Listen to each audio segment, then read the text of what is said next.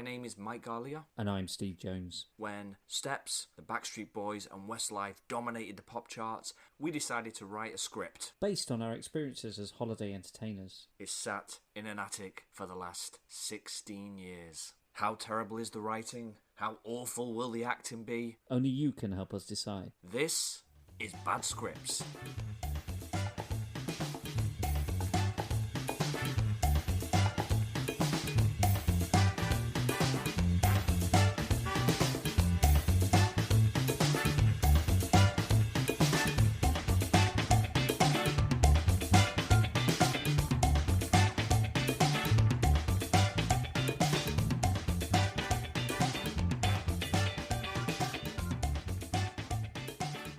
Hello and welcome to another episode of Bad Scripts. You're here with me, Mike Garlia, and my best friend of 20 odd years, Steve Jones. Hi everybody. So episode 2, Steve. Yeah, we're flying along already. Are we recapping where we are so far? I think that's a pretty good idea, is to do a bit of a recap. Now, although we say second episode, I think we're saying this is kind of like the 5th scene in, isn't it? We're not far in. So far we've learned what Camp Holidays was. We've heard there's an idea to move things forward and rejuvenate the British holiday industry, and we've just started to get a little insight into the audition process for getting new entertainers for this holiday park, and I think that's where we're going to pick it up now. Yeah, I think that's where we take it next. So the last characters we introduced was the entertainment manager, Mark, with his dancing sidekick Judy and Wayne. Poor old Wayne. So, without further ado then, let's move on to our next scene. There was 80s dance music playing over the scene. The camera moves through the auditionees, focusing on certain people as they try to pick up the routine. People are falling all over the place. There's a mixture of people ranging from young to old, from big to small, including an oldish lady in a tutu and an obese man in a tux. While all this is happening, Judy and Wayne are walking around, marking them with a clipboard.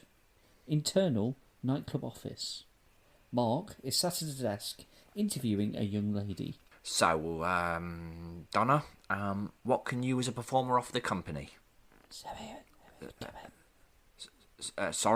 What's that with the company? I'm sorry, I can't hear you. Donna looks at him for a few seconds, and when it looks like she's about to speak, she breaks down crying uncontrollably. Mark just looks on in bewilderment. So that's Poor Donna. Who is Donna though? Why do you feel sorry for Donna? I mean, do you know what I'm getting images of here? And I don't know if this is the same for you, but I feel like that the little woman in Police Academy, who when she shouts goes, but all the time you try and hear what she's saying. It's like Yeah, so, yeah. I'm with you on that one. Echoes of that. I think Donna's just obviously crippled with shyness, isn't she? And she just feels a bit on the spot. She is, but if you're going to be working as a holiday entertainer, it's probably not the best trait to have. Yeah, that does not... I mean, have you ever had an audition like that? No, not as far as I'm aware. I'm quite a loudmouth, so I don't struggle when it comes to speaking, as we probably attest from this podcast. Well, I have to say that I have actually been to an audition where I've seen a oldish lady in a tutu. Really? Yep, that has actually happened. Well, that would explain why in this audition, later on, we're going to meet an old lady in a tutu. Nobody said this wouldn't have reflections of reality, and that's what we're trying to do. But at the same time, let's not pretend that all of this is real. We don't want anybody writing in to complain that what we're doing is libelous or scandalous. Some of it's made up, some of it's not. Well, I don't think we wear tutus enough, to be honest with you. Bring on the tutus. I'm wearing one right now. So let's move on to the next scene, which is back in the bar area of the nightclub. Judy is stood next to a keyboard. The auditionees are lined up against the wall, waiting for their turn to sing. The camera moves to the front as we see Adam singing his song Life is a Roller Coaster and trying to mimic Ronan Keating and Elvis for some reason. Camera focuses on Judy's clipboard. Clearly written next to each of the auditionees' names are comments on their performance, i.e. not bad, potential, okay, needs help with vocals, etc. Pans over to Wayne's clipboard. Written next to his auditionees' names are comments like nice tits, huge head, shaggable, fat arse, talentless. We watch him write knobhead next to Adam's name. Wayne is clearly not taking this seriously. Adam finishes his song, and the camera pans back to the keyboard. Okay, so this is Judy, and I'm trying to remember the accent I did for Judy. Thanks for your time. If you want to make your way to the main office for screening. Yeah, don't call us, we'll call you. Always wanted to say that. Next. The old lady in the tutu steps forward. She hands the keyboard player some sheet music, prepares herself, and nods for the music. Judy and Wayne look on in amazement as the lady begins to sing Crazy Horses by the Osmonds. Well, I mean, so crazy. What? How does that song go, Steve? I can't. Crazy horses, wah, wah. You know, if you don't know it, if you've never heard of it, go and look it up on YouTube. Have a watch. See the Osmonds singing the heck out of that song. We've heard from Wayne. Wayne has finally spoken, and Wayne's a bit of a knobhead by all accounts. He looks a sort, doesn't he? That man. He does look a sort. He's writing obviously some terrible comments next to people who are putting themselves out there. And audition is not an easy thing. I think obviously Judy's showing her professionalism, but Wayne is the assistant entertainment manager. That's right, yeah. I think Wayne deserves a little bit of backstory here, doesn't he? In terms of Wayne, it was probably a performer at some point. Definitely not a woke kind of guy. But let's not forget, this was a different time, a different age, and whilst it was never acceptable to behave like that, people did get away with behaving like that. Is that the go-to line then, is it, Steve? It was a different time and a different age. It was a different time, it was a different age. That's my excuse. We wrote these words, so we are to blame for writing these words in this script. We did. So can I ask you a very serious question? Fire it away. How was my Judy? Now that could be interpreted in two ways, I don't know. What is your Judy? No, your Judy was fine. I mean, Judy's not a woman of many words at this point during the script. She's very sort of to the point. I'm in charge here. Let's get this done. Tut, if you're not up to speed, then you're no good to me kind of person. So she was. I think you pulled that off well. Well, thank you very much. I'll take that direction and continue to build that character. And we're back in the nightclub office. Mark is sat at his desk again. He's currently involved with the interviews. The camera pans in across the desk to see Mark and a dodgy-looking candidate. So what, as an individual, can you offer the company? I don't know. I can get you cheap DVDs. Excuse me? You know, DVDs. My mate Damo can get them dead cheap. Right, okay. So what people skills do you have? People skills? Oh, yeah. I've got loads of people skills. Like what? Like loads. Yeah, I've got loads. Can you sing? No, but I ain't a bad rapper. My name is Dan, I am the man. I got the plan in a frying pan. Yep. Can you dance? I ain't bad. Can shake it when I need to. Right. Okay. Thank you. I think we're done here. I've got the job then. Well, I don't think this particular job is right for you. However, I think you might be more suited to housekeeping or even catering. Dan gets up and walks to the door. He turns to face Mark. So what do you think? What, about the job? Nah, about me mate Damo. Is he looking for a job too? What are you on? Are you wanting some cheap DVDs or what? Dan Dan the man. I got my plan in a frying pan. Dan the man. Yeah. Dan's Lyrics good with for the accents. century. Dan is definitely good with accents because I think Dan had accents all over the place. Dan was in Essex at one point. He was in Manchester and Liverpool in another. He's travelled. He's a well-travelled man. He should have led with that, to be honest with you. I wonder where you were going with that, actually. I was going to start off with Mancunian, but I obviously didn't practice beforehand, so it did come out at different places all over. But maybe he's been around. Maybe he was an army brat and he's moved around the country. Who knows? So Dan's one of those characters that, at this point, I think yeah, he's not really got the right stuff to be an entertainer. He doesn't have the charisma, the charm, or the talent to 6 days a week be on it and be high energy for your guests. He does have a lack of self-awareness, which is also a good attribute to have. You're not going to take anything too personally at this point. As an entertainer, and to put himself out there, he's going to be shifty as well, isn't he? He's going to be running off with the guests and doing some dodgy things, I think so, and you know what, Dan, and we're probably a little spoiler here for everybody, but Dan is one of our recurring characters. This is not the last time we will see Dan. So, Mike, do you want to introduce this one for us, and I will do. So the title of this one is Interior Nightclub Bar Area. The camera focuses back on the keyboard. An auditionee named Kelly steps forward. The queue behind her is much smaller now. So this is my first female role now.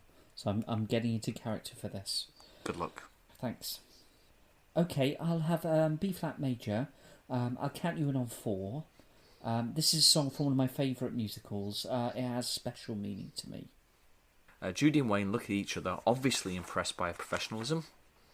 Okay, 1, 2, 1, 2, 3, 4. You can start now. The music starts and everyone stands looking at Kelly. Wayne is still impressed and Judy turns away in embarrassment. Kelly is singing Follow the Yellow Brick Road from The Wizard of Oz. Another quick scene there, and I think these scenes are going to they're flashing quickly between it. We're in the hubbub of an audition process. I'd like to hear your version of Follow the Yellow Brick Road from The Wizard of Oz. I want to hear how you would deliver that, Mike, because I think that's something our audience would be keen to hear too. Maybe if we get enough comments from the listeners out there, maybe we'll get that down and recorded, you singing a little excerpt from Follow the Yellow Brick Road. But we need to get you guys out there commenting and telling us you want to hear that. Yeah. So copyright infringement and any excuse I can think of to not have to sing that song in the style of it. What were they called? Were the Munchkins or the Flower Pot Kids or something? the Lollipop Guild. Was that the people who were they were the Munchkins, weren't they? But true story. As far as I can remember. The Wizard of Oz actually is a movie that scared the absolute bejesus out of me as a kid, and I haven't watched it in my adult life. True story. Wow. Well, there's maybe something we can do with you going forward, and we can alleviate those fears for you and bring you back into cinematic history. No, you just directly tapped into those fears by asking me to sing The Yellow Brick Road from a film that scared the life out of me. It was the kids, when she lands there, they've got adult voices, the really deep voices, but they look like children. That was scary to me. I think that they were vertically challenged actors, so they're not really children. But as a child, you didn't know that, and that was scary for you, and I understand that, and that's fine. Well, I still don't know that now because I haven't seen it since, so... Okay, we're back in the nightclub office again here. Mark is sat with his head laying on his hands. He clearly looks bored. Opposite him is a scary man talking very fast about nothing relevant. Do you want me to do the man? Yeah, because go for it. Mark's in there, and you seem to be doing Mark really well, so... And from there, I went on to win Employee of the Month, and did you know that I tossed more burgers in one day than anyone in history? They call me the biggest tosser in the West. That doesn't surprise me. Then in 1992, I was lucky enough to stumble into the path of the Shaky the Clown, who just happened to be at my neighbour's son's 5th birthday bash. We had a very long chat about the art of children's entertainments. He took me under his wing. I think he saw potential in me. He taught me everything he knew about the art of magic and comedy. Would you like to see a magic trick? That was the stage direction of Mark's head hitting the desk with a thump, which I actually did. That actually stung a little bit there. Comments? Anything to say about that one? No, I think we've been expecting the strange guy to appear. He was in the stage direction at the beginning of the montage scene, so it's nice to actually see him. He is a very professional burger tosser. He does sound like a very big one of those. Yeah, I think you know what's strange here is this predates that talent show about people from Britain, and it feels very much like one of those sort of contestants that you get on there that come on and everybody goes, "How did they get through to see the judges? You know what's going on?" But we actually did this way before that even existed as a program, so maybe we were ahead of our time. I think in there. Yeah, maybe we were ahead of the time, and by proxy now we are behind the time. Maybe Simon Cowell owes us some royalties on this one. Maybe we had the concept ahead of him. I don't think there's anything more terrifying knowing there is someone out there called Shaky the Clown. What is he shaking and why is he shaky? Listen, if this was the 70s and in the BBC, it could have been anything. Oh, God. So he's the Shaky the Clown's... Wait, we're spending time talking about a non-recurring character here just because we gratuitously put him in there just to bottom out the auditions. Are we actually going to meet anyone who's good at an audition? I think everyone we've seen so far has, in some shape or form, not been that particularly talented. I think what we're trying to get at, if I remember rightly, it was a long time ago, but we were trying to show the depth and breadth of quality and quantity of auditionee that you'd have in these things. And I think looking back at the time when we were there ourselves, there was some very hopeful people, and there were some people who had no hope. I don't know if that's your thinking, or it was definitely a massive gulf between those that could and those that couldn't. Yeah, I think I'm with you on that one. Let's finish the auditions. I think we've got enough in us to finish these auditions then. I think in the first episode I might have called it the wrong word, but this is what you would call exposition. Well, let's go with that, and I'm sure someone will correct us if it's not. The exposition scene is interior nightclub dance floor. Judy is stood watching the dancers, outshining everyone else as a young lad named Robin. He's quite feminine with his moves, but is an exceptional dancer. Judy ticks next to his name. Okay. You got a tick. Yeah, you got a tick. That yes. So that's the audition process done. Whilst we've simplified that massively, and it would pass very quickly on screen. So the audition process, Mike, it's a bit of a scary thing for everybody. Our characters there are varied in their capability. What's an audition that sticks in your memory that you've ever done? Can you think of anything that's crazy that's happened at an audition you've been at? Yeah, I do have a few funny stories. Well, funny, that's up to you to decide whether you think they're funny or not. But I've had a few interesting auditions. I mean, I think it's what we said in episode 1. Sometimes you enter an audition and everything just connects and it feels good and you're there, and sometimes you just don't. And so firstly, I once asked someone's advice for an audition, the stage musical Grease. And I went to London and I auditioned, and there were lots of people there, and I wore the loudest and most horrific Hawaii shirt you could ever imagine because I was told, and I quote, "You will stand out from the crowd." I stood out all right because they all looked at me like I was the mentalist, and very quickly I realised that I was that crazy person. But that's not the one that sticks out the most. I think the one that sticks out the most was relatively soon after writing this. I got an audition in London for a film. And I went. I think I remember this. I think I remember you going down to this. So yeah, sorry to interrupt you. You far away and you tell this story because I'm going to listen to this because this never gets old. Well, let me tell you about a different audition before that. So I once auditioned at Pineapple Studios and almost had a fight with the boy band Westlife. Okay, I think we need to explore that a little bit. So tell me about how you nearly had a fight with Westlife.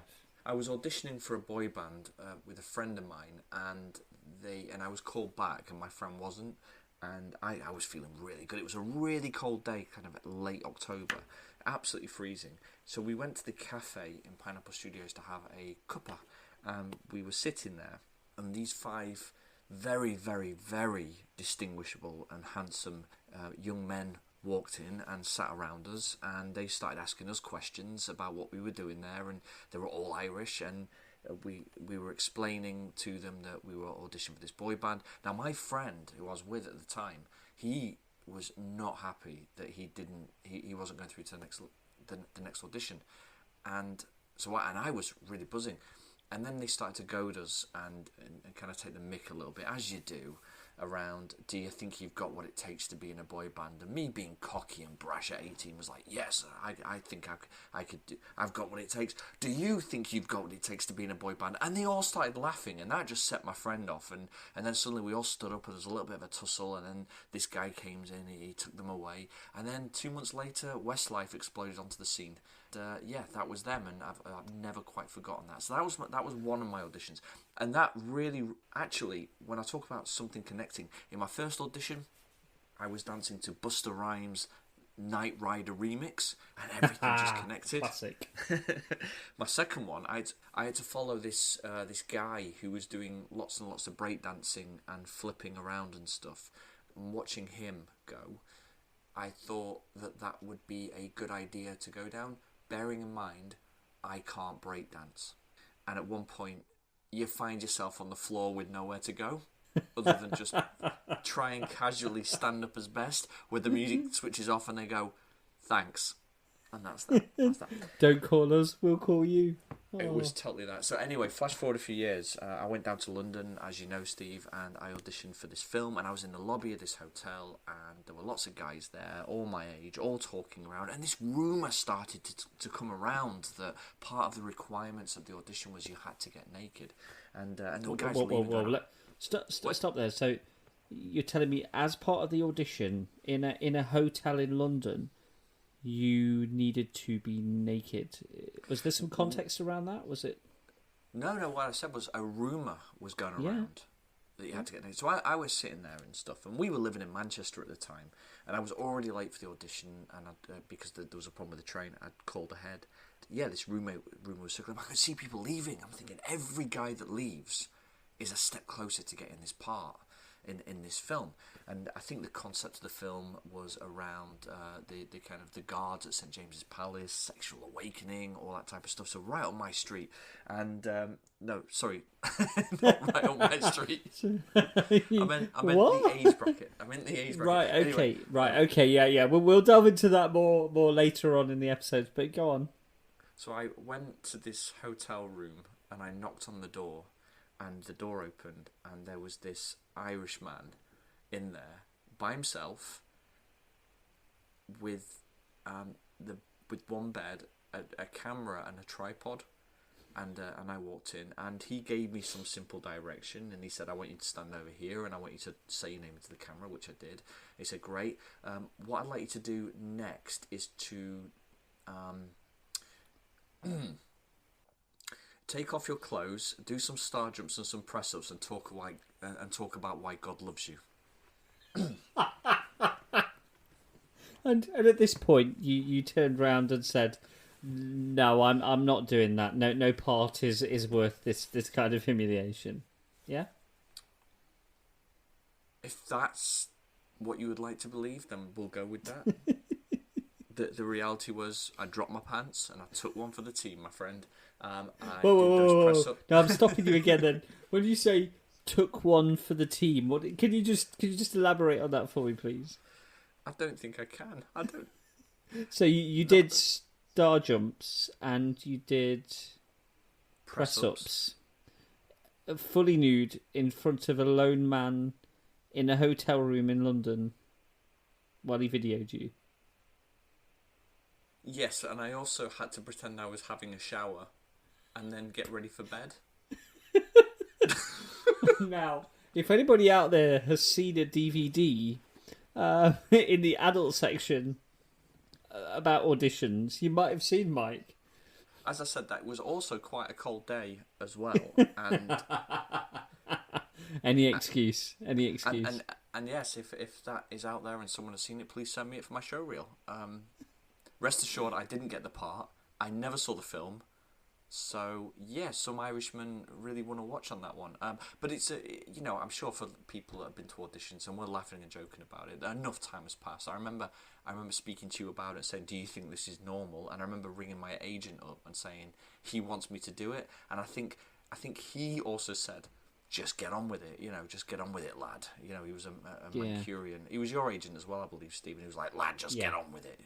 So you're thinking, all right, well, okay, let's do this. And the difference that I brought to the table on that one, Steve, I didn't talk about why God loved me. I talked about why should God love me, whilst doing some squats and some press-ups completely in the buff. Well, Mike, thank you for sharing that story with us, because I know that can't have been easy to tell now, and hopefully tonight has felt like a little bit of therapy for you. I feel lighter finally already. Get it off I your really chest. did. I hope people... That'll be the cold. Like people are listening to this and you have a similar experience, please do share it. I think if you're willing. You did what you thought was right to get yourself apart. And what happens if the audition was in the next room, and this was just a random chancer guy that was diverting you off into another room? That is very, very possible, to be perfectly honest with you. Well, I'd love to hear what people have to say about that, and whether they've been in similar situations. I can't imagine many people have had that privilege or honour. But yeah, two extremes to two different auditions. Well, share with us your audition horror stories if you've taken part in any, and we'll be sure to share them on our Twitter feed. So make sure you join us here for episode 3 of Bad Scripts.